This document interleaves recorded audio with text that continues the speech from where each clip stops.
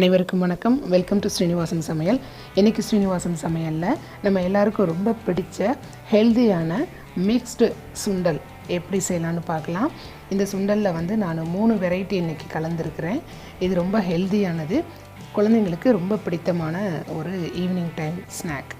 அதுக்கு ஒரு பேனில் 3 ஸ்பூன் எண்ணெய் ஊற்றிக்கோங்க. 1 ஸ்பூன் அளவுக்கு கடுகு போட்டு உளுந்தம்பருப்பு 1 ஸ்பூன் போட்டுக்கோங்க.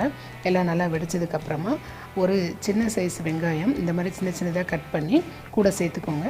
வெங்காயத்தை நல்லா வதக்கிடுங்க. அது கூடவே ஒரு மிளகாயை இந்த மாதிரி கட் பண்ணி கூட சேர்த்துக்கோங்க. கொஞ்சம் கருவேப்பிலை வாசனைக்காக சேர்த்துக்கோங்க. இது எல்லாத்தையும் ஒரு ப்ரௌன் கலரில் வர்ற வரைக்கும் நல்லா வதக்கிக்கோங்க.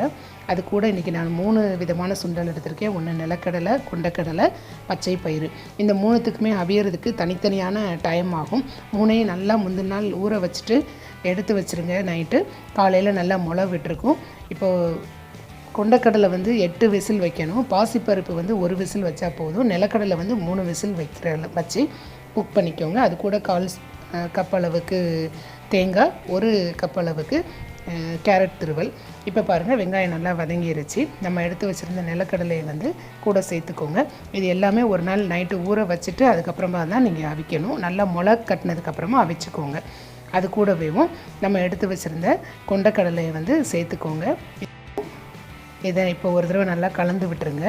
நல்லா கலந்துட்டு அது கூடவே பச்சை பயிறு சேர்த்துக்கோங்க. கூடவே இது நான் லேசாக உப்பு சேர்த்துருக்குறேன் அவிக்கிறப்ப, அதனால் இப்போ இன்னும் கொஞ்சம் உப்பு சேர்த்துருக்குறேன். நம்ம எடுத்து வச்சுருந்த கேரட் துருவல், தேங்காய் துருவல் இது எல்லாத்தையும் கூட சேர்த்துட்டு நல்லா கலந்து விட்டுருங்க. அது கூடவே ஒரு அரை மூடி எலுமிச்சை சாறு கூட சேர்த்துக்கோங்க. நல்ல சுவையாக இருக்கும் இந்த மாதிரி சேர்க்குறதுனால. இப்போ சூப்பராக தயாராகிடுச்சு ஹெல்தி மிக்ஸ்டு சுண்டல். கண்டிப்பாக இந்த ரெசிபியை நீங்கள் ட்ரை பண்ணுங்கள். உங்கள் குழந்தைங்களுக்கு செஞ்சு கொடுங்க. மறக்காமல் ஸ்ரீனிவாசம் சமையலுக்கு சப்ஸ்கிரைப் பண்ணுங்கள். தினந்தோறும் திருமண விருந்து உங்கள் ஸ்ரீனிவாசம் சமையலில். தேங்க்யூ.